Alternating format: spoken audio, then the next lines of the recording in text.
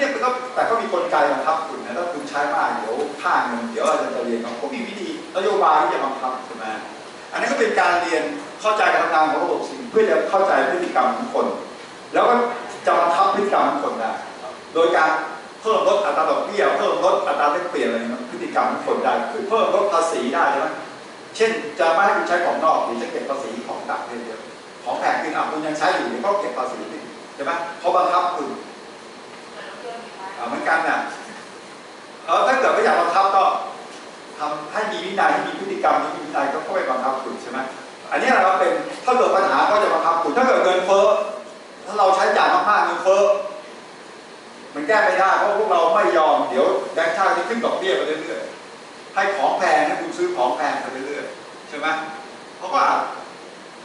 อาจจะคุณก็จะเปลี่ยนพฤติกรรมคุณใช่ไหมอันนี้ก็เป็นเพื่อเข้าใจอันนี้เป็นวัตถุประสงค์ข้อที่ 1การเรียนเศรษฐศาสตร์ข้อที่ 2คือพฤติกรรมของคนเนี่ยพฤติกรรมของนักธุรกิจเนี่ยมันจะสะท้อนออก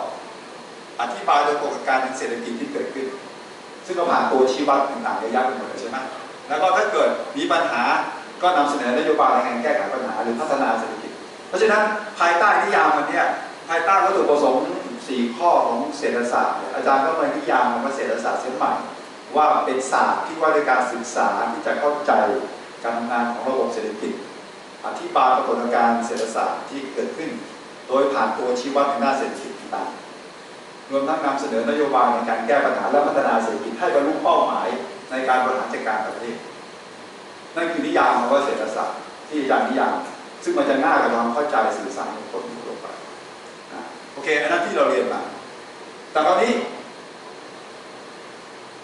ในหัวข้อ 1มันมีเรื่องการพัฒนาเศรษฐกิจซึ่งอาจารย์พัฒนาวิชาเศรษฐศาสตร์ซึ่งอาจารย์ไม่ได้สอนในวิชานี้เพราะไม่มีเวลา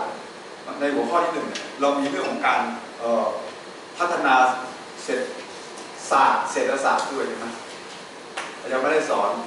มันจะมีสอนวิชาวิชาลัทธิเศรษฐประวัติลัทธิเศรษฐกิจอะไรนะครับบางครั้งคุณต้องเรียนเลยนะ ECO 214ใช่ไหมอันนั้นก็เนื่องจากว่าวิชานี้มันวิชาวิเคราะห์เศรษฐกิจไทยเพราะฉะนั้นอาจารย์ก็ต้องไปนักศึกษาก็ต้องไปเรียนรายละเอียดในวิชาอื่นด้วยใช่ไหมประกอบกันใช่ไหมแต่อาจารย์สรุปให้ฟังง่ายๆก็ได้พัฒนาเศรษฐกิจของวิชาเศรษฐศาสตร์อันนี้ไม่ได้ออกข้อสอบคุณนะแต่เพียงให้รู้เพราะว่าอีกวิชาหนึ่งเขาจะต้องสอนเพราะว่าวิชานี้ไม่สามารถจะ cover ได้ทุกวิชา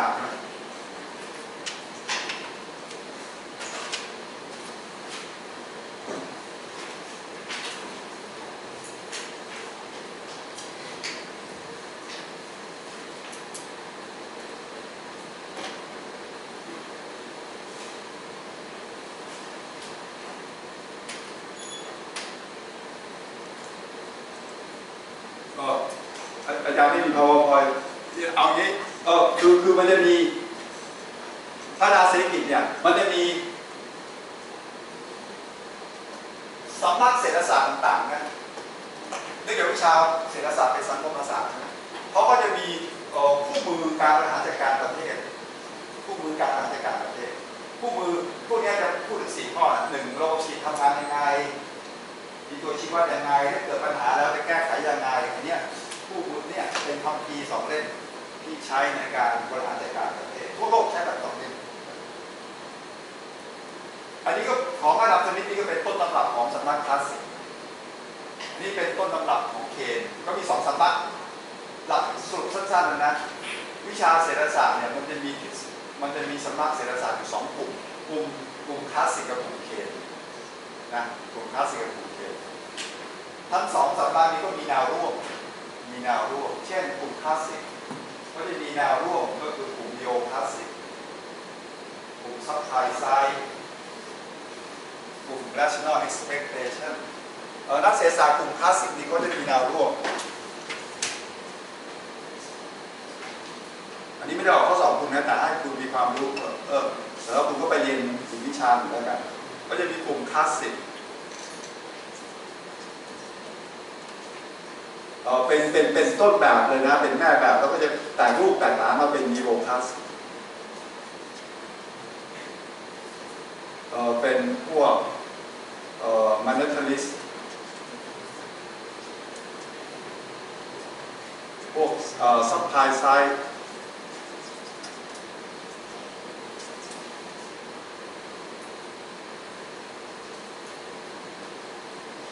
มี rational expectation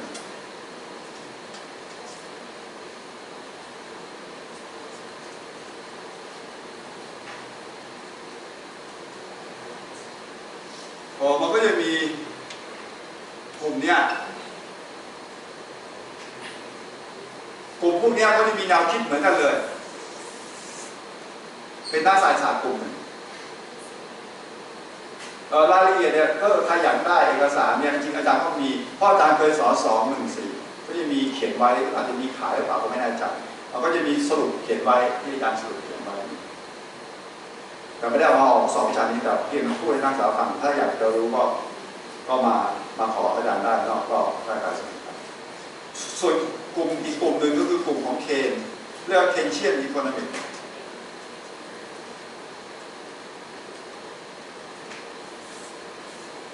กลุ่มของเคนนี้ก็จะมีสาวกน้อยหน่อยก็จะมีพวกโพสเคนเนี่ยโพสเคนเซียนโพสเคน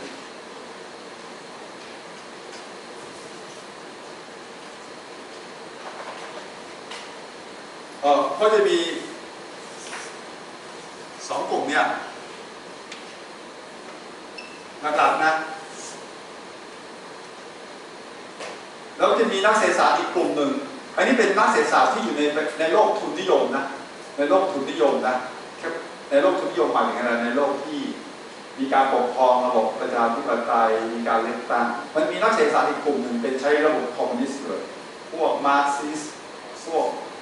เศรษฐศาสตร์ทางด้านสังคมนิยมนะอันนี้อีกกลุ่มหนึ่งนะอีกกลุ่มหนึ่ง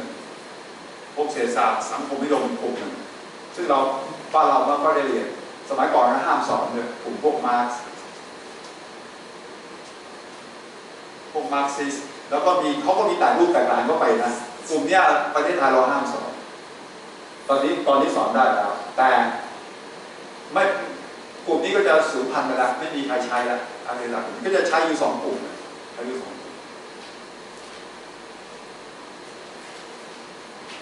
ในประเทศสหรัฐอเมริกาเขาจะมีพรรคการเมืองอยู่2 พรรคเดโมแครตกับริพับลิกันเวลาเดโมแครตโอบามาที่อยู่เดโมแครตนะเราเดโมแครตเนี่ยเขาชนะเลือกตั้งผู้บริหารประเทศสหรัฐอเมริกาเขาแนวโน้มจะใช้แนวความคิดของ2 สำนักนี้ในการขับเคลื่อนนโยบายเศรษฐกิจเขาจะตั้งที่ปรึกษาด้านนักเศรษฐศาสตร์ที่มีแนวความคิดกลุ่มนี้มาใช้ในการบริหารสหรัฐอเมริกาแต่ถ้าเกิดพรรคริพับลิกันมาเมื่อไหร่พวกก็จะมาแนวนี้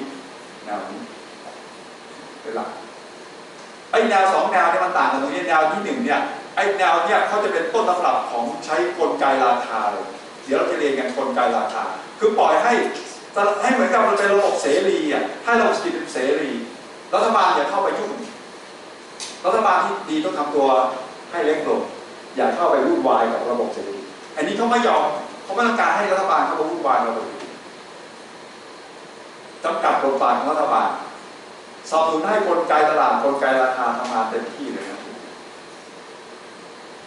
ก็เลยระบบเศรษฐกิจแบบเสรีให้มีเปอร์เซ็นต์สูงส่วนกลุ่มเนี่ยมีแนวโน้มที่จะให้รัฐบาลเข้าไป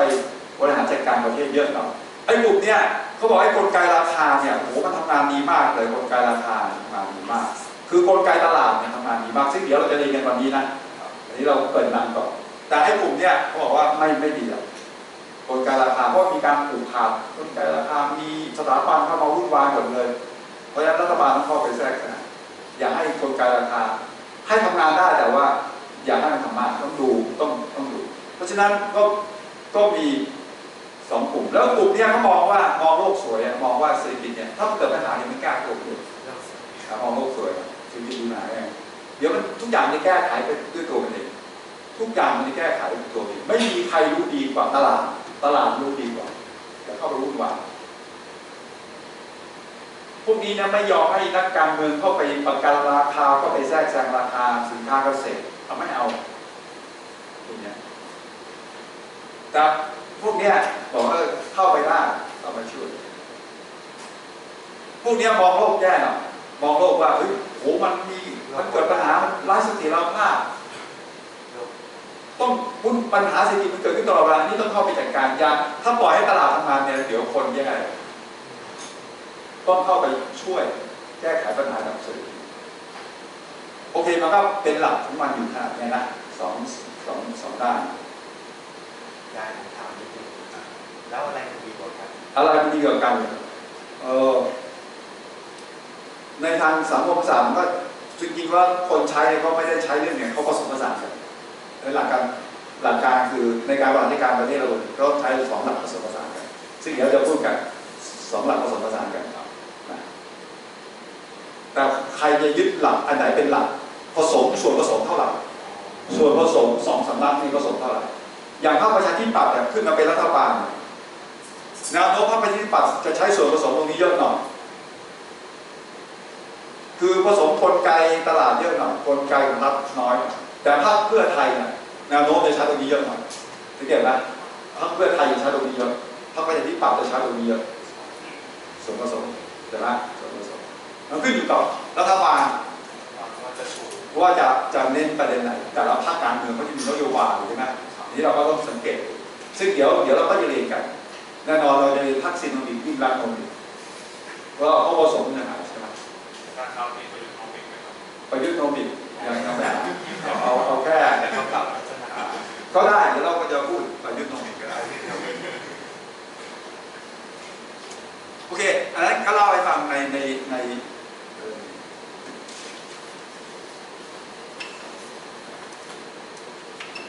เราจะพูดหลายพรรคเลยนะไม่ใช่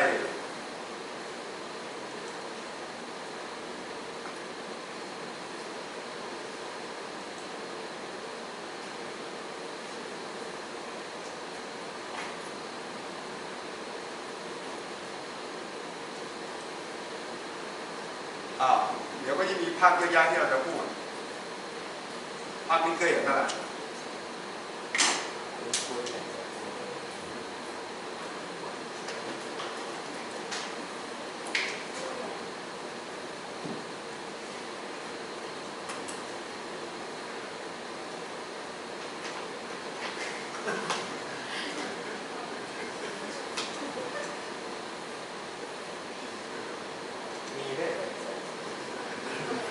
เดี๋ยวมีด้วยเดี๋ยวอาจารย์สอนบทแบบพักเหล่านี้ใช่ไหมโอเค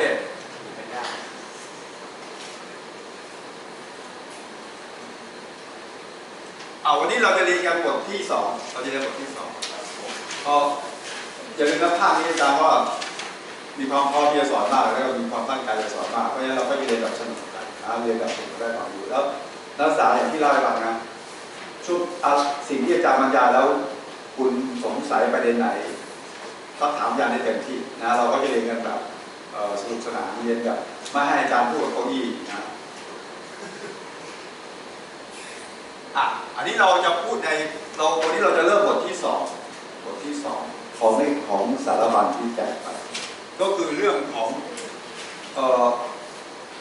อันนี้เป็นพื้นฐานการวิเคราะห์เศรษฐกิจนะการวิเคราะห์เศรษฐกิจของพวกเราเนี่ยซึ่งเป็นวัตถุประสงค์ของวิชานี้ใช่ไหมการวิเคราะห์ระบบเศรษฐกิจเนี่ยปรากฏการณ์เศรษฐศาสตร์ที่เกิดขึ้นในทุกวัน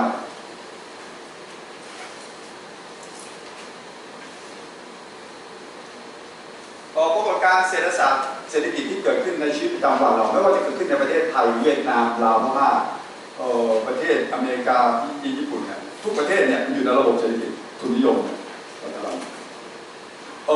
มันจะเกิดปรากฏการณ์เศรษฐกิจเหมือนกันเช่นเงินเฟ้อเกิดขึ้นประเทศนี้ใช่ไหมดูการค้าขายขึ้นประเทศนี้เนี่ยทุกประเทศมันจะเผชิญปัญหาเหมือนกันหมดเพราะฉะนั้นการวิเคราะห์เศรษฐกิจไม่ว่าจะเป็นของประเทศไทยหรือต่างประเทศเนี่ยเราต้องมีหลักเกณฑ์ในการวิเคราะห์มีกรอบในการวิเคราะห์เราเป็นนักเศรษฐศาสตร์เนี่ยเราต้องมีหลักคิดในการวิเคราะห์ถ้าคนไม่เรียนเศรษฐศาสตร์คุณลองไปถามเขาให้เขาวิเคราะห์อะไรเขาก็วิเคราะห์ไป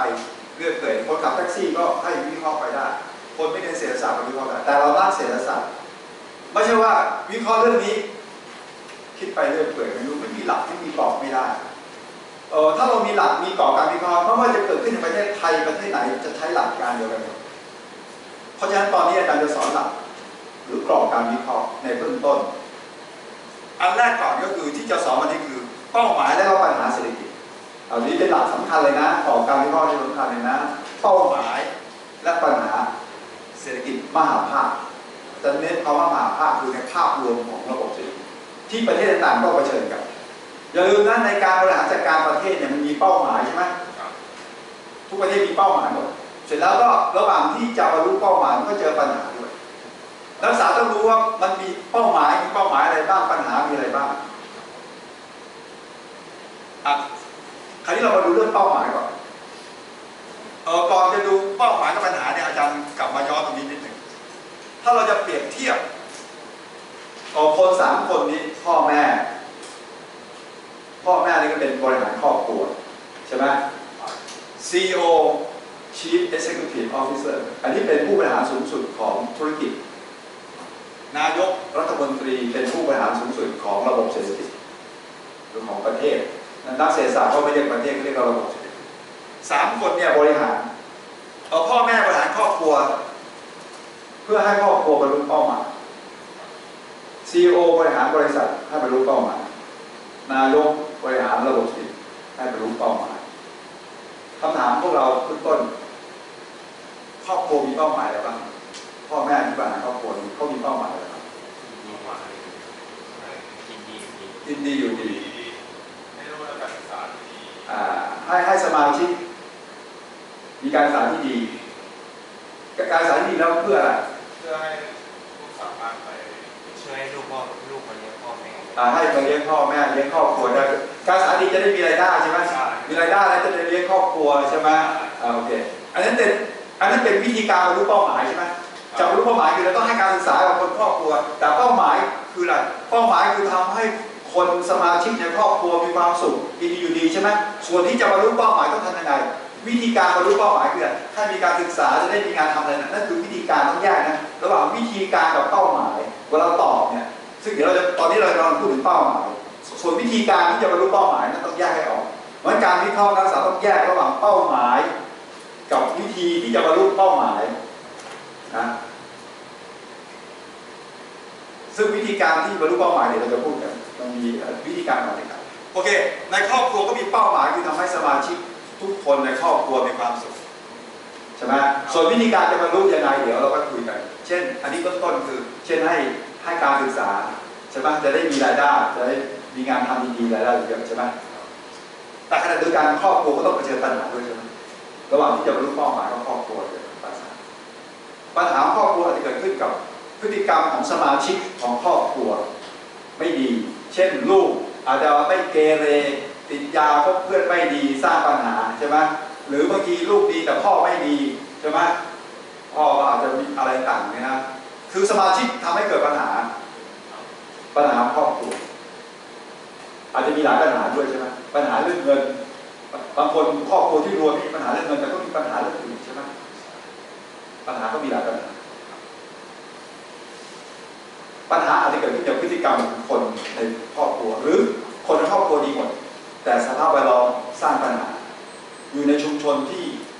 ไม่ดีสภาพแวดล้อมอะไรไม่ดีก็สร้างให้เกิดปัญหาได้ใช่ไหมเพราะปัญหาอาจจะเกิดขึ้นสมาชิกหรือครอบครัวที่สมาชิกนั้นอยู่อาศัยโอเคนะ CEO บริหารบริษัทมีเป้าหมายอะไรบ้าง CEO บริษัทมีเป้าหมายอะไรบ้างกำไรสูงสุดทำงานให้บริษัทได้กำไรสูงสุดนั่นคือเป้าหมายเขาส่วนวิธีการยังไงเดี๋ยวเราคุยกันใช่ไหมวิธีการต้องแยกแต่บริษัทมีเผชิญปัญหาไหมเจอปัญหาของบริษัทจะเกิดขึ้นกับคนในองค์กรในบริษัทที่ไร้ประสิทธิภาพแล้วมีปัญหาคอร์รัปชันในองค์กรอะไรแล้วแต่หรือบริษัทดีแต่ว่าสภาพแวดล้อมไม่ดีเช่นตลาดแข่งขันก็สูงหรือมีผลกระทบเช่นเขาเปิดเสรีตัวเองยังไม่ได้คิดถึงประเด็นนั้นเลยมีการแข่งขันเงี้ยเขาเกิดสภาพแวดล้อมมันเปลี่ยนใช่ไหมหรือบริษัทดีๆอยู่ดีรัฐบาลไปเปลี่ยนนโยบายเปลี่ยนระบบอัตราแลกเปลี่ยนมีนโยบายบางอย่างกระทบอย่างนี้ก็เป็นปัญหาให้กับบริษัทเหมือนกันโอเคนะอุปมาเหมือนกันเลยใช่ไหมระบบเศรษฐกิจมีเป้าหมายอะไรระบบเศรษฐกิจ ระบบเศรษฐกิจก็มีเป้าหมายเหมือนกันการบริหารระบบเศรษฐกิจที่เป้าหมายสูงสุดนักศึกษาจำมันอย่างเพื่อนผมบอกนะก็คือเหมือนกับครอบครัวเลยคือทำให้สมาชิกของคนในระบบเศรษฐกิจมีความกินดีอยู่ดีมีความสุขนั่นเป็นเป้าหมายสุดท้ายอันนี้เป็นเป้าหมายสุดท้ายในการบริหารประเทศขณะเดียวกันประเทศก็ต้องประสบปัญหาเศรษฐกิจเหมือนกันใช่ไหมเหมือนกันเลยว่าจริงๆแล้ววิชาเศรษฐศาสตร์เนี่ยเขาสอนให้คนเนี่ยเป็นนายกสอนให้คนทุกคนเป็นนายกคือจบแล้วมีความรู้ความสามารถไปบริหารระบบเศรษฐกิจนำพาระบบเศรษฐกิจให้บรรลุเป้าหมายเนี่ยคือวิชานี่เป็นของที่เราเรียนนะเศรษฐศาสตร์ด้านนี้ใช่ไหมเรียนไปก็เป็นนายกเรียนไปก็ไม่ได้เป็นนายกแต่มีเราว่าเราเนี่ยแอสซูมว่าทุกคนเนี่ยสามารถเป็นนายกได้เพราะเราเรียนวิธีการบริหารจัดการระบบเศรษฐกิจใช่ไหมแต่ถ้าคุณไปเรียนคณะบริหารธุรกิจเขาสอนให้คุณเป็นแค่ CEO บริหารผู้ประกอบการที่มีความรู้ความสามารถใช่ไหมนั่นคือศาสตร์ของสองศาสตร์เนี่ยต่างกันถ้าถามว่าบริหารธุรกิจกับเศรษฐศาสตร์ต่างกันยังไงเนี่ยต่างกันตรงที่ถ้าคุณไปเรียนบริหารธุรกิจตัวตั้งของเขาคือเขาจะสมมติว่าคุณเนี่ยเป็นผู้บริหารบริษัทหนึ่งบริษัทใดเสร็จแล้วคุณต้องนำพาบริษัทนั้นให้บรรลุเป้าหมายกำไรสูงสุดก็มีหรือส่วนแบ่งตลาดยอดขายสูงสุดคุณก็ต้องมีกลยุทธ์กลวิธีเขาจะสอนทุกหมดตั้งแต่การจัดการเรื่องต้นทุนเรื่องการตลาดเรื่องอะไรเขาจะสอนกลยุทธ์กลวิธีเพื่อนำพาบริษัทให้บรรลุเป้าหมายเดี๋ยวเศรษฐศาสตร์ที่คุณเรียน4 ปีของเราเนี่ย3-4 ปีเขาก็จะสอนให้คุณทำไงที่จะนำพาประเทศบรรลุเป้าหมายและแก้ปัญหาเศรษฐกิจในแต่ละวิชาเขาจะสอนคุณใช่ไหมวิธีการที่จะบรรลุเป้าหมายและแก้ปัญหานั่นคือเศรษฐศาสตร์ในประเทศไทยเรามีกี่ประเทศกี่บริษัทแล้วระบบกิจเรามีกี่บริษัทเป็นร้อยใช่ไหมถ้าเป็นบริษัทที่จดทะเบียนในตลาดหลักทรัพย์บริษัทใหญ่มีกี่บริษัท550 นะ500 กว่าบริษัทการบริหารประเทศต้องให้ทุกบริษัทอยู่ได้แต่ถ้าเกิดถ้าคุณไปเรียนคณะบริหารธุรกิจนะทำให้บริษัทเราอยู่ได้ถ้าคู่แข่งเราเจ๊งเป็นไงถ้าเรียนคณะบริหารธุรกิจก็ดีเราจะได้มีรายได้คนก็ไม่ต้องเจอหน้าเขาต้องแสดงความเสียใจนิดหนึ่งนะที่คุณประมูลไม่ได้แต่ว่าฉันประมูลได้จริงแล้วว่าแต่ว่าเราหลังต้องไปเลี้ยงฉลองกันใช่ไหมคือธุรกิจมันแย่งเค้กกันนะเช่นประชากรเรามี64 ล้านคนใช้อินเทอร์เน็ตมีกี่คนใช้มือถือมีกี่คนก็ใช้เต็มที่ขนาดนั้นเขาต้องแย่งเค้กกันใช่ไหม4 ค่ายต้องแย่งเค้กกันใช่ไหมค่ายไหนประสบความสำเร็จเขาก็ไปทำร้ายอีกค่ายหนึ่งนั่นคือกลยุทธ์ของคณะธุรกิจเขาก็ต้องทำลายล้างกันทางเชิงธุรกิจใช่ไหมนั่นคือคณะบริหารธุรกิจแต่เศรษฐศาสตร์เนี่ยต้องให้ทุกบริษัทอยู่ได้คณะเศรษฐศาสตร์ต้องให้ทุกบริษัทอยู่ได้แล้วอย่าให้บริษัทใหญ่และแต่บริษัทเล็กด้วยนะแล้วก็ต้องสู้กับต่างชาติได้ด้วยสู้กับต่างชาติได้ด้วย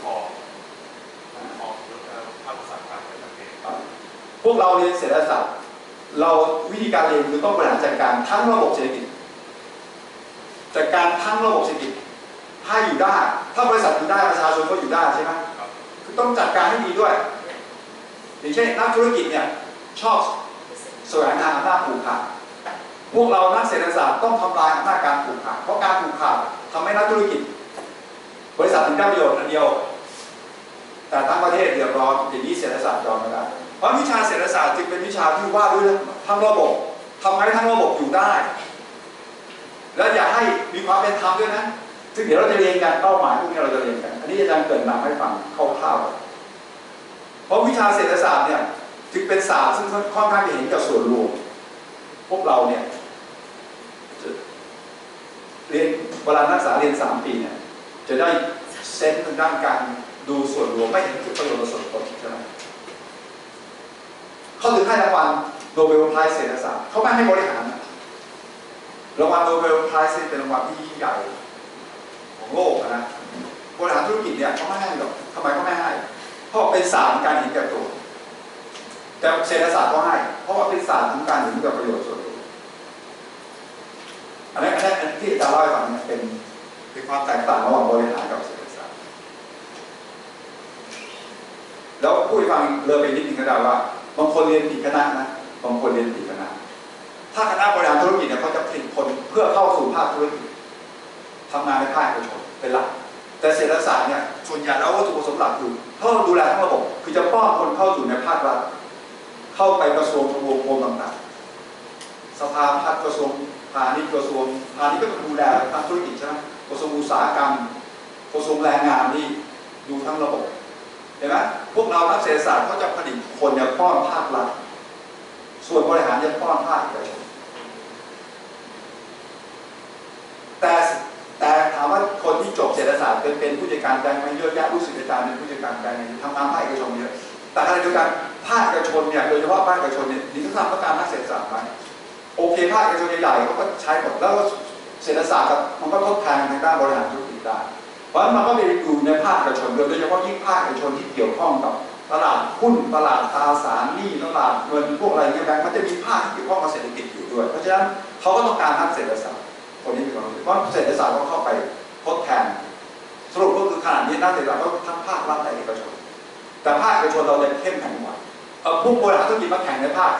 รัฐเนี่ยจะสู้เราไม่ได้แต่เราไปแข่งภาคเอกชนได้ไหมได้แต่เราต้องมีเรียนเสริมบางส่วนใช่ไหมเสริมพวกเพราะเราเรียนไม่ได้เรียนไมโครมากเท่าไหร่บัญชีเราเจาะน้อยไปหน่อยใช่ไหมการเงินเจาะอันนั้นเป็นการวางแผนการเรียนอาจารย์พูดเสริมไปนะโอเคนะอันนั้นก็เป็นการเปรียบเทียบการบริหารครอบครัวบริหารบริษัทบริหารประเทศทั้งหมดเนี่ยมันก็จะมีตัวชี้วัดด้วยใช่ไหมตัวชี้วัดผลการจัดการครอบครัว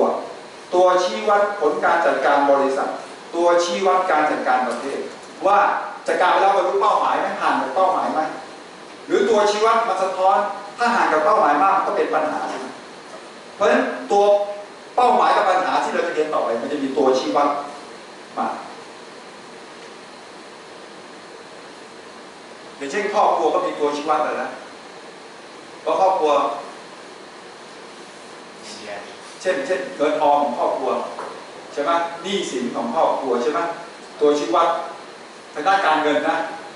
ว่าเป็นยังไงรายรับรายจ่ายการบริโภคครอบครัวต่างๆนะมีสินทรัพย์อะไรต่างๆนั่นคือตัวชี้วัดของครอบครัวบัญชีรายรับรายจ่ายของครอบครัวของประเทศก็มีบัญชีรายรับรายจ่ายของประเทศเหมือนกันเช่นคือดุลการชำระเงินของประเทศหรืออาจจะมีดุลงบประมาณของรัฐบาลดูตัวชี้วัดต่างๆเงินออมของพรรคของทั้งระบบการลงทุนของทั้งระบบอะไรต่างๆมันก็มีตัวชี้วัดซึ่งเดี๋ยวเราก็จะเรียนแล้วก็ให้ทำกันบ้างถ้าตัวชี้วัดมันบ่งชี้ว่ามีปัญหามันก็ต้องมีนโยบายมาตรการที่จะบรรลุเป้าหมายและแก้ปัญหาครอบครัวเผชิญปัญหาครอบครัวก็ต้องมีวิธีการที่จะแก้ไขปัญหาพ่อแม่ก็ต้องมีวิธีการที่จะแก้ปัญหาเช่นถ้าเกิดครอบครัวมีหนี้สินเยอะใช้จ่ายเยอะก็ต้องมีมาตรการประหยัดใช่ไหมรัดเข็มขัดเช่นเดียวกันถ้าประเทศถ้าคนไทยทั้งประเทศใช้จ่ายมากแบงก์ชาติกับรัฐบาลก็อาจจะมีมาตรการประหยัดให้คนไทยทั้งประเทศประหยัดเช่นอาจจะขึ้นภาษีบ้างให้ของมันแพงจะได้ใช้น้อยขึ้นดอกเบี้ยบ้างจะได้สะสมให้ออมเยอะหน่อยดอกเบี้ยมันสูงอย่าใช้วันนี้ให้เราใช้ปีหน้าอะไรต่างเนี่ยเขาจะมีมาตรการเวลานักศึกษาฟังอาจารย์พูดเนี่ยเศรษฐศาสตร์อย่าลืมว่าเศรษฐศาสตร์เนี่ยเป็นศาสตร์ที่มันว่าด้วยเรื่องของจริงเนี่ยอาจารย์เปรียบเทียบไปเห็นเนี่ยเพื่อจะได้นักศึกษาได้เข้าใจว่าเป็นยังไงแต่เดี๋ยวเราจะเรียนกันมันเป็นเทคนิคมากไปใช่ไหมอันนี้ให้เข้าใจโดยพื้นฐานตรงนี้โอเคอันนี้เราจะเข้าสู่เทคนิคเรามาดูเป้าหมายสุดท้ายก่อนเป้าหมายสุดท้ายในการบริหารธุรกิจคือคนมีความสุขสวัสดิการมีความสุข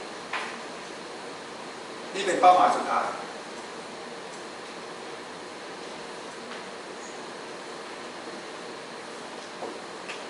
คนมีความสุขนี้เรารู้ได้ไงเขามีความสุขสุขมากสุขน้อยหรือทุกข์เราจะรู้ได้ยังไงเขาไม่ก่อมันมีตัวชี้วัดอะไรว่าคนมีความสุขตัวชี้วัดมันต้องมีใช่ไหมไอ้ความสุขนี่มันเป็นนามธรรมใช่ไหม ใช่ เห มือนครอบครัวที่มีความสุขมีตัวชี้วัดแล้วตัวชี้วัดไม่ใช่มีตัวเดียวด้วยใช่ไหมมันไม่ใช่เรื่องตัวเดียวมันมีหลายตัวใช่ไหมหลายตัวชี้วัดหลายตัวชี้วัดเพราะฉะนั้นนักเศรษฐศาสตร์เนี่ยจึงสร้างเป้าหมายขั้นกลางขึ้นมาเป้าหมายขั้นกลางเป้าหมายขั้นกลางนี้เพื่อจะให้มันเป็นนามธรรมมีตัวชี้วัดได้สร้างเป้าหมายขั้นกลางขึ้น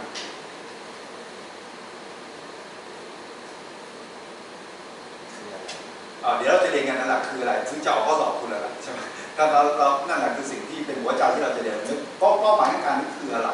มีเป้าหมายขั้นกลางมีตัวชี้วัดอย่างนั่นเป็นกรอบการวิเคราะห์ระบบวิเคราะห์เศรษฐกิจอันดับแรกเลยที่จะสอนวันนี้ว่าเป้าหมายขั้นกลางเนี่ย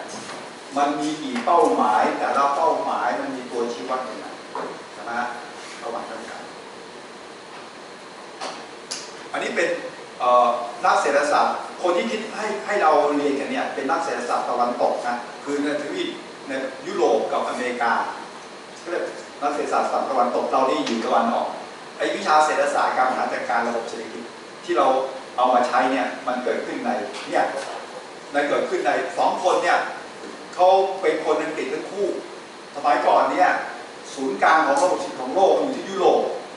ใช่ไหมประเทศอเมริกาที่เป็นประเทศที่เกิดใหม่ใช่ไหมว่าจริงแล้วคนอเมริกาคือเกิดจากคนยุโรปอพยพมาอยู่ที่อเมริกาใช่ไหมแต่ว่าที่ยุโรปนี่ก็เป็นศูนย์กลางทางด้านวิชาการศูนย์กลางของนักคิดนักปฏิบัติทั่วโลกอยู่ที่ยุโรปใช่ไหมอังกฤษฝรั่งเศสนี่ถือว่าเป็นจุดสำคัญเลยแล้ว2 คนเนี่ยเขาก็เป็นคนคิดเสร็จแล้วเขาก็เลยคิด2 กลุ่มนี้เขาเลยคิดว่าตัวชี้วัดขั้นกลางเนี่ยเป้าหมายเนี่ยมันจะแบ่งเป็น2ตัวเป้าหมายเศรษฐกิจขั้นกลางนะขั้นกลางเนี่ยก็มีทั้งมหาภาคและจุลภาค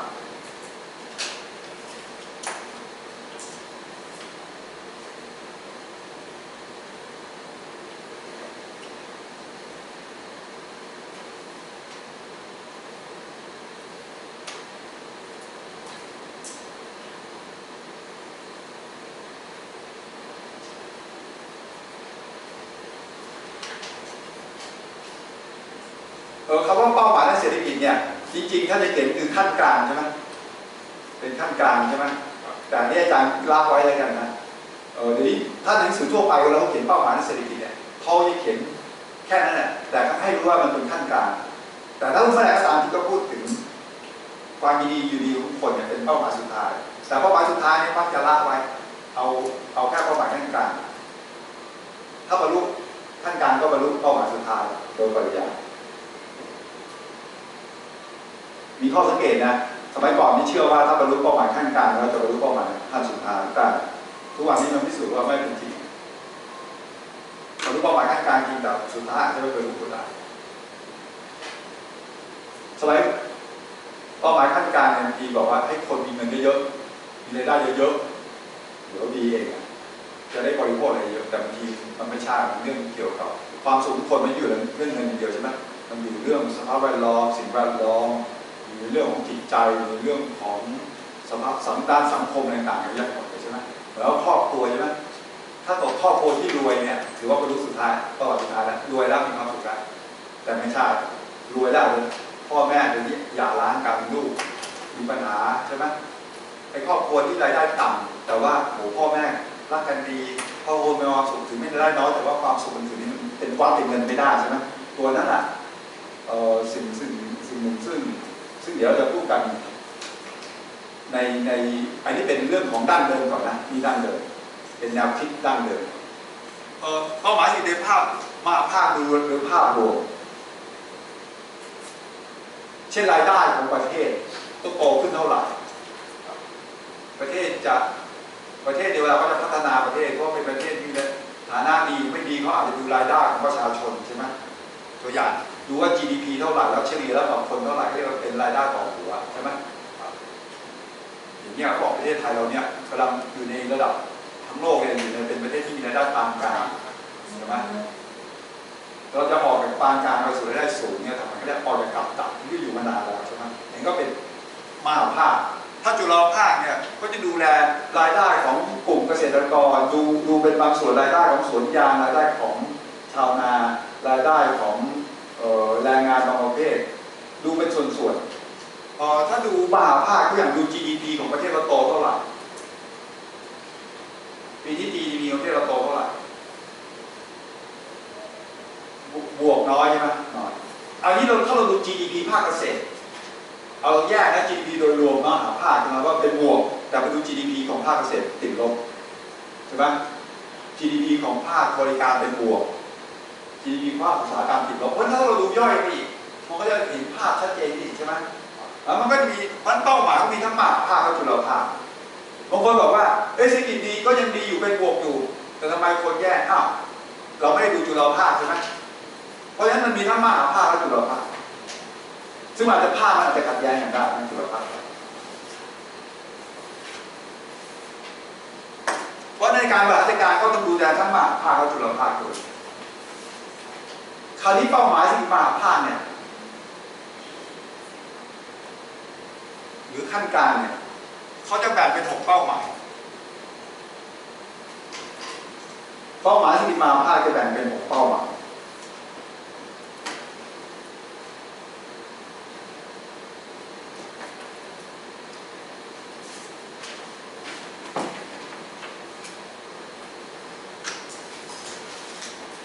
อันนี้จะอยู่ในรายละเอียดจะอยู่ในเอกสารฉบับนี้นะอันนี้นักศึกษาก็โน้ตฟังคร่าวๆเป้าหมายที่มหาภาคก็จะมี6เป้าหมายอันนี้เป็นกรอบสำคัญนะกรอบสำคัญที่เราจะเรียนกันอย่างนี้แล้วจะเป็นกรอบในการวิเคราะห์เศรษฐกิจในเป้าหมายทั้ง6เนี่ยที่เป็นทุกประเทศต้องการบรรลุเป้าหมายของข้อนี้เหมือนกันทุกประเทศก็ต้องมีการวางแผนพัฒนาเศรษฐกิจมีนโยบายของพรรคการเมืองแต่ละพรรคกันที่จะบรรลุเป้าหมาย6ข้อนี้ทั้งโลกนี้จะเป็นทุกครั้งที่มีเปลี่ยนรัฐบาลใหม่ใช่ไหมเขาจะแถลงนโยบายเศรษฐกิจในการบริหารประเทศทุกทั่วโลกจะต้องแถลงนโยบายเศรษฐกิจไอ้6ข้อนี้ก็จะปรากฏอยู่ในนโยบายเศรษฐกิจแล้ว6ข้อนี้ก็จะปรากฏอยู่ในแผนพัฒนาเศรษฐกิจของทุกประเทศ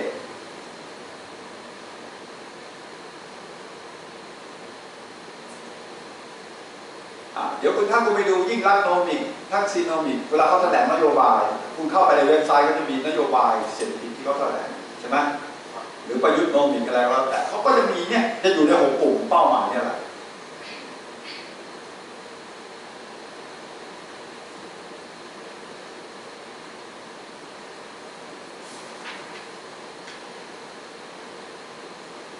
แต่ละเป้าหมายเนี่ยนะมันมีตัวชี้วัดใช่ไหมตัวชี้วัด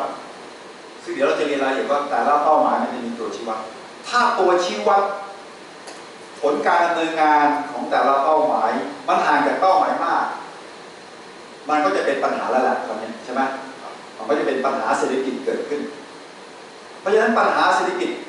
มันก็จะแบ่งออกเป็น6ประเภทเหมือนกันตามเป้าหมายนี่ใช่ไหมมันปัญหาเศรษฐกิจมหาภาคก็จะแบ่งเป็น6กลุ่มปัญหาเหมือนกันเช่นถ้าเกิดกระจายรายได้มันไม่เท่าเทียมมันห่างกันมากก็เป็นปัญหาเรื่องการกระจายรายได้ใช่ไหมพอปัญหาว่าเศรษฐกิจมันไม่โตมันตกต่ำก็เป็นปัญหาเศรษฐกิจใช่ไหมปัญหาคนมันไม่มีงานตามเต็มที่มันก็มีการว่างงานนี่ก็เป็นปัญหาเรื่องการว่างงานมันก็เป็นเพราะฉะนั้นในทุกเป้าหมายมันก็สะท้อนให้เห็นถึงปัญหาที่เกิดขึ้น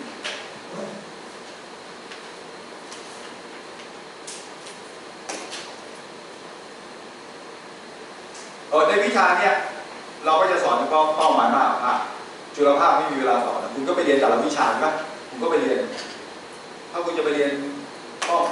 ป้าหมายการจัดการด้านแรงงานคุณก็เรียนภาคแรงงานใช่ไหมถ้าคุณอยากจะเรียนทางด้านอุตสาหกรรมคุณก็ไปเรียนเน้นไปด้านอุตสาหกรรมแต่ละวิชาคุณก็ไปเรียนคุณสนใจขึ้นอยู่ว่าคุณวางแผนจะเรียนทำงานอะไรในอนาคตคุณก็ไปเน้นหนักในสาขาต่างๆแต่ก็ฝากไว้นิดนึงนะทุกสาขาไม่ได้มีงานวิจัยคุณก็ไปต้องเรียนเศรษฐมิติด้วยแล้วก็หาเสียงให้กับพวกเศรษฐมิติด้วย เพราะว่าเป็นวิชาเดี๋ยวจะสูญพันธุ์ไปแล้วก็สำคัญไปเรียน มันยากเลยอาจารย์ อย่าพูดถึงเราจะไม่มีคำว่ายากหรืองานเลยว่ามันมีประโยชน์มากหรือประโยชน์น้อย มันมีประโยชน์มาก โอ้ประโยชน์มาก แล้วค่อยเรียนไป มันเป็นเครื่องมือวิจัยที่ดีสุดที่นักเศรษฐศาสตร์มีอยู่เป็นเครื่องมือวิจัยที่นักเศรษฐศาสตร์มีอยู่อย่าลืมนะที่คุณเรียนแต่ละวิชาในมันเรียนแบบทฤษฎีคุณจะเชื่อมโยงทฤษฎีความเป็นจริงยังไงต้องใช้เครื่องมือวิจัยก็คือเศรษฐกิจเป็นเครื่องมือที่ดีที่สุดทั่วโลกก็บังคับให้เรียนหมดใช่ไหมยกเว้นเราไม่อยากบังคับกับคนที่รักษาคือเอาใจเหมือนกับพ่อแม่อะไรที่ดีเด็กถ้ายังไม่รู้ก็ต้อง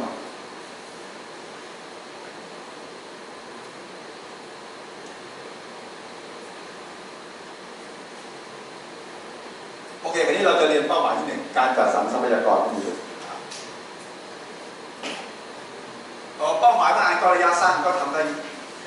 ปี2ปี3ปีก็สามารถบรรลุเป้าหมายได้หรือแก้ปัญหาได้แต่บางอันมันก็เป็นเป้าหมายระยะยาวก็ใช้เวลาระยะยาวใช้เวลา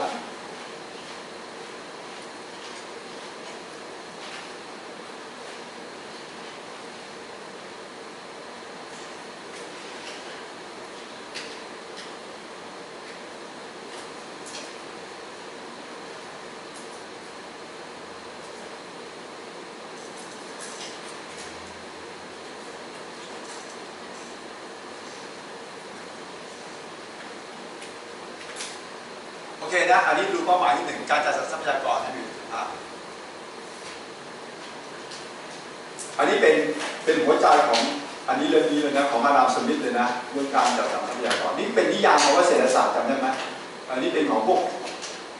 เป้าหมายเนี่ยเป็นเป้าหมายที่สำนักคลาสสิกนิโอคลาสสิกเขาเน้นเลยการจัดสรรทรัพยากรเขาเน้นเป้าหมายนี้เลยนักเศรษฐศาสตร์กลุ่มที่ว่าเป็นกลุ่มคลาสสิกพวกแล้วก็ลูกหลานแล้วก็เป็นแนวร่วมเขาเน้นเป้าหมายนี้เลยครับถือว่าเป็นเป้าหมายสำคัญในการบริหารจัดการระบบเศรษฐกิจจะทำไงที่จะจัดสรรทรัพยากรคำว่าทรัพยากรในที่นี้หมายถึงสิ่งที่นำมาใช้ในเรื่องการผลิตสินค้าบริการที่สนองตอบความต้องการของคนเราทุกประเทศก็มีทรัพยากรทั้งธรรมชาติและทรัพยากรที่ไม่ใช่ธรรมชาติซึ่งทรัพยากรบุคคลเนี่ยทรัพยากรทั้งหมดเนี่ยที่เอามาใช้ในการผลิตที่ดินแรงงานป่าไม้แร่ธาตุพวกอะไรคลื่น3G 4G ที่เป็นทรัพยากรจะเอามาผลิตเพื่อเซิร์ฟให้คนเนี่ยมาบริโภคเพื่อให้คนมีความสุขจะทำยังไงถึงจะใช้ทรัพยากรที่มีกันให้เกิดประโยชน์สูงสุดให้มีประสิทธิภาพมากสุดประหยัดต้นทุนน้อยสุดเอามาผลิตสินค้าตามความต้องการของประชาชนที่ปรับเปลี่ยนไปการจัดสรรทรัพยากรของประเทศเนี่ยนะก็มี2แนวคิดคือจะใช้ให้กลไกราคาหรือกลไกตลาดเป็นคนดำเนินการจัดสรรหรือใช้กลไกของรัฐเป็นตัวจัดสรรได้2แบบใช้กลไกราคาหรือกลไกตลาด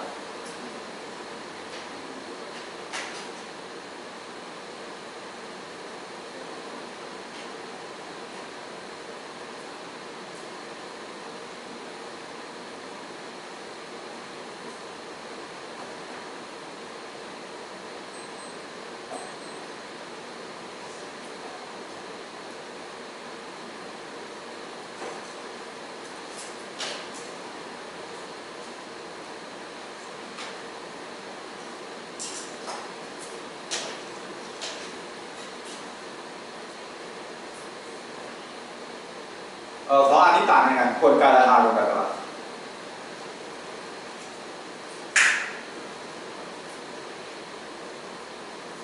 ยกตัวอย่างเช่นนะ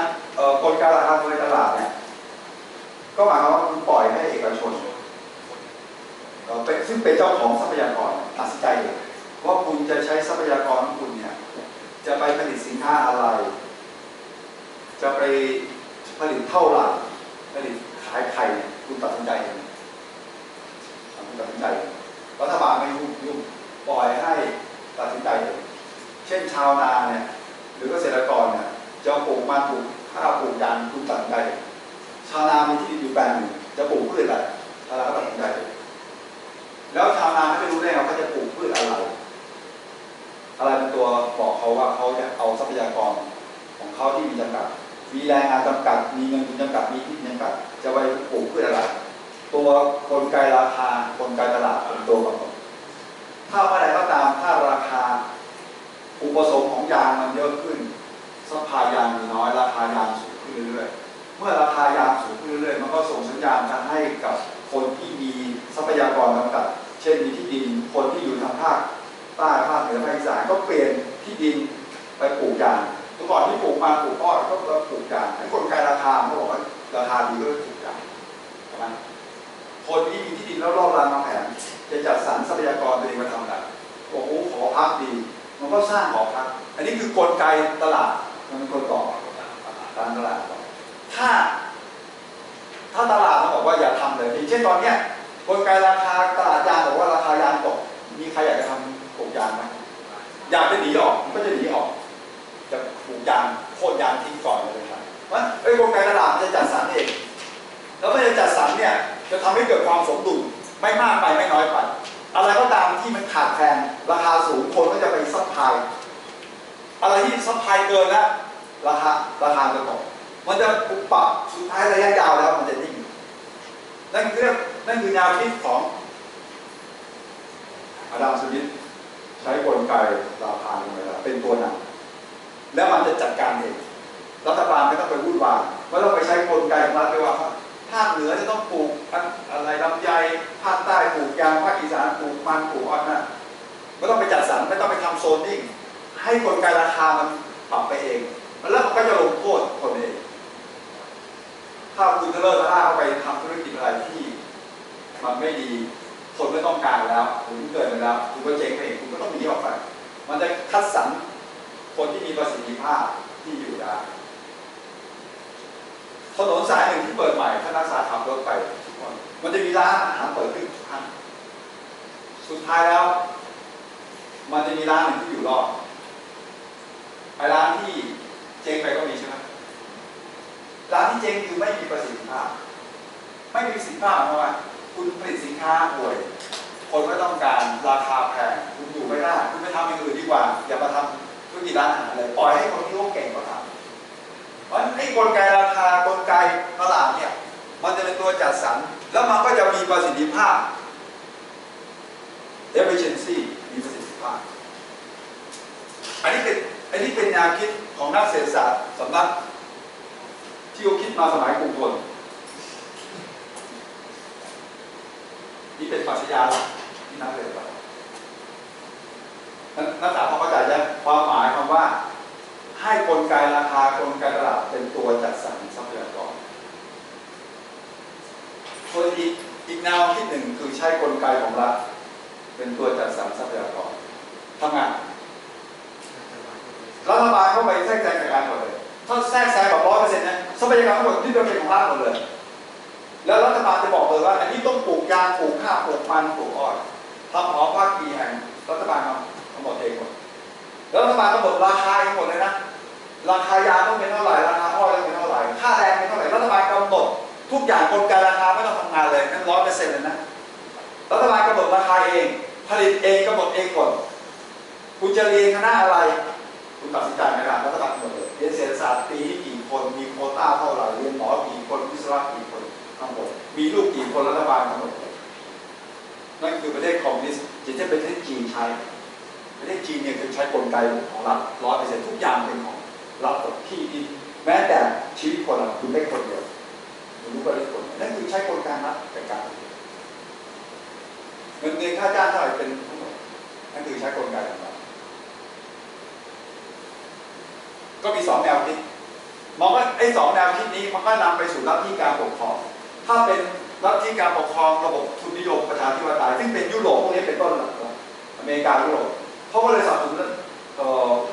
ลัทธิการปกครองแบบเสรีประชาธิปไตยทุนนิยมส่วนเป็นพวกกลไกของรัฐจริงคือลัทธิคอมมิวนิสต์ใช่ไหมคอมมิวนิสต์ก็เลยต่อสู้กันเนี่ยจึงเกิดสงครามเย็นช่วงหลังสงครามโลกเกาหลีเหนือขณะนี้เกาหลีใต้ก็เกิดสงครามเกาหลีแยกเมื่อก่อนที่เป็นประเทศเดียวกันเกิดเกาหลีฝ่ายเกาหลีเหนือคือไปถูกสนับสนุนโดยเมื่อก่อนมีจีนกับ รัสเซียประเทศรัสเซียก็ไปใช้คอมมิวนิสต์100%ของจีนก็ไปสนับสนุนเกาหลีเหนือให้ใช้ระบบการปกครองแบบกลไกของรัฐคือคอมมิวนิสต์ส่วนอเมริกากับยุโรปก็สนับสนุนเกาหลีใต้ให้ใช้เสรีเป็นกลไกของตลาดสู้กันก็แยกประเทศกันปัจจุบันนี้เกาหลีเหนือใช้กลไกของรัฐเกาหลีใต้ใช้กลไกตลาดนั่นคือสงครามเกาหลีเวียดนามเหมือนกันเวียดนามเหนือกับเวียดนามใต้เวียดนามเหนือก็รัสเซียกับจีนสนับสนุนเวียดนามอเมริกาสนับสนุนเวียดนามใต้สู้กันแต่ที่เวียดนามไม่ได้แยกเป็นเวียดนามเหนือเวียดนามใต้ปรากฏว่าเวียดนามเหนือชนะเวียดนามก็เลยรวมประเทศเป็นเวียดนามมานั่นคือเปรียบเทียบกันในฝั่งสู้กันในที่สู้กันมาตั้งแต่ปี2480กว่าแล้วใครชนะแนวคิดนี้2อย่างนี้ใครชนะกลไกรัฐกลไกตลาดกลไกตลาดชนะทำให้ประเทศที่ชนะคืออย่างประเทศจีนก็แต่ก่อนที่ใช้กลไก100%ที่จีนก็ต้องใช้กลไกตลาดให้เข้ามาเรื่อยๆให้ตลาดเป็นตัวกำหนดบ้างเพราะว่าถ้าเกิดรัฐบาลจีนวางแผนถูกประชาชนจีนมี1,300 ล้านคนโหรัฐบาลวางแผนทุกอย่างถ้าคอมมิวนิสต์แห่งประเทศจีนเนี่ยมีคนประมาณ400-500 คนแต่ว่าคนวางแผนมีคนแล้วเรื่องแก่ๆจะไปวางแผนทุกอย่างมันเป็นไปไม่ได้มันต้องให้กลไกตลาดทำงานไม่วางแผนทุกอย่างเลยมันก็ถูกบีบบังคับโลกชีมันเชื่อมโยงกันมันไม่ได้ต้องปล่อยให้ตลาด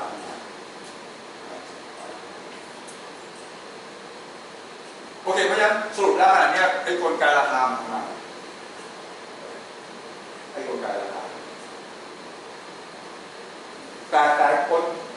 ลไกราคาก็มีข้อด้อยนะกลไกราคาก็มีข้อด้อยคือถ้าเกิดมันกลไกของรัฐก็มีข้อดีก็มีข้อด้อย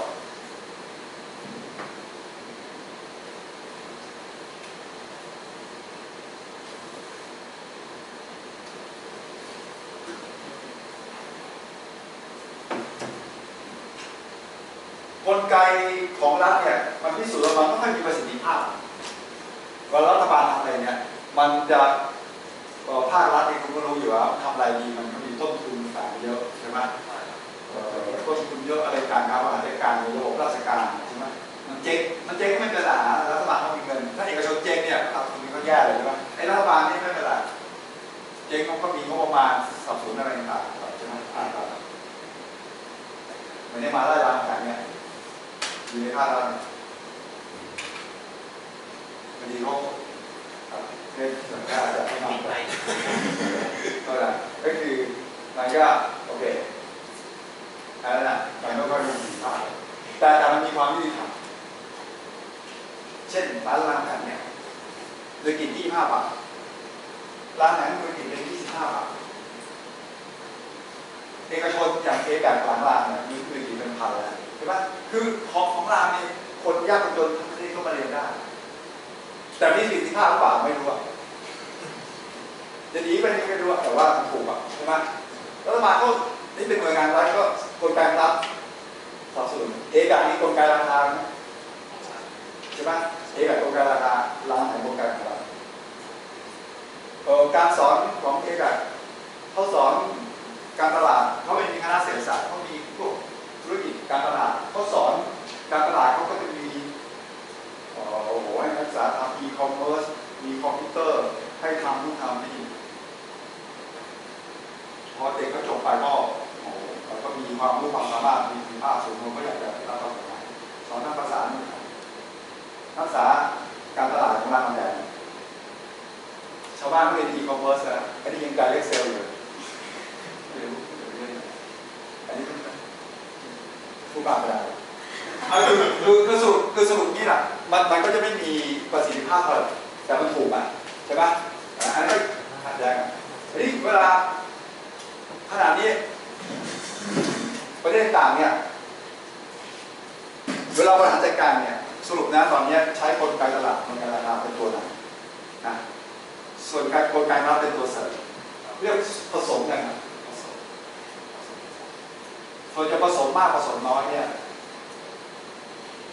ใครเป็นคนกำหนดเราจะผสมมากผสมน้อยมันต้องมีส่วนผสมมากผสมเท่าไหร่ไม่เหมาะสมอุปมาเหมือนดื่มสอนขนาดเลยคือตัวอย่างจะดื่มเหล้าน้ำโซดาผสมเท่าไหร่นะผสมเท่าไหร่มันก็แล้วแต่คนชอบใช่ไหมแต่อีกคนที่จริงๆแล้วนโยบายเนี่ยก็จะใช้นู่นนี่คนผสมก็คือพวกนักการเมืองที่บริหารประเทศแล้วแต่ภาคการเมืองอาจจะผสมอย่างเช่นบางภาคการเมืองผสมมากเช่นค่าจ้างเป็น300 บาทราคาข้าวต้องเป็น15,000ใช่ไหมนี่อันนี้ก็คืออย่างที่อาจารย์บอกว่าภาคการเมืองน่าจะผสมของรัฐเข้าไปเยอะใช่ไหมแต่บางภาคอาจจะผสมน้อยอันนี้ขึ้นอยู่กับนักการเมืองจะเป็นคนกำหนดในการบริหารจัดการว่าทรัพยากรประเทศเราจะใช้กลไกเท่าไหร่ราคากลไกราคากลไกใช้เข้าไปในการผสมทีนี้ไอ้นักการเมืองบางทีมันผสมมั่วเพราะเราจะมีวาระในการเลือกตั้งใช่ไหมผสมมาแบบหาเสียงเนี่ยมันก็มีปัญหาเกิดขึ้นซึ่งประเทศต่างทั่วโลกที่ปล่อยให้นักการเมืองผสมมั่วโดยไม่มีกฎเกณฑ์มาพิสูจน์แล้วว่ามันเกิดปัญหาเศรษฐกิจกรีซก็เป็นอันหนึ่งประเทศอาร์เจนตินาบราซิลพวกนี้ผสมแบบประชานิยมผสมกับหาเสียงมันก็สร้างปัญหาเกิดซึ่งเดี๋ยวอาจารย์จะพูดอีกฟังทีหลังว่ามันเกิดวิกฤตในโลกเนี่ยมันเกิดเพราะไอ้ส่วนผสมเนี่ยมันได้ส่วนผสมทั้งหมดนี่อาจารย์พูดฟังข้างหน้าประยุทธ์โนมิกใช่ไหมที่คุณถามอาจารย์นะการแต่ร่างรัฐธรรมนูญฉบับใหม่รัฐธรรมนูญฉบับใหม่เขาจะกำหนดส่วนผสมมาให้นักการเมืองผสมแบบทั่วผสมไปผสมมาจะเป็นภาระระยะยาวกับระบบเศรษฐกิจโดยเฉพาะยิ่งงบประมาณแบบนี้แล้วก็ไม่มีส่วนผสมซึ่งเดี๋ยวเราจะพูดเรื่องนี้อันนี้อาจารย์แนะนำเป็นศัพท์เบื้องต้นก่อนแต่เดี๋ยวจะพูดถึงการกำหนดส่วนผสมทีนี้ในเชิงวิชาการเนี่ยผสมมากผสมน้อยเนี่ยเอาในเชิงวิชาการมันมีเกณฑ์มันอยู่เกณฑ์ทางวิชาการว่าผสมยังไงถึงจะดีที่สุดนะโอเคนี้เราจะพูดถึงเกณฑ์ทางวิชาการในการกำหนดส่วนผสมของกลไกของรัฐเข้าไปมีเกณฑ์อะไรบ้างคือไม่ใช่เกณฑ์เตะปากกับนักการเมืองสร้างมานะมันเป็นเกณฑ์ทางวิชาการซึ่งทั่วโลกก็ยอมรับว่าเกณฑ์นี้จะเป็นเกณฑ์กำหนดส่วนผสมในเรื่องการจัดสรรทรัพยากรให้ดี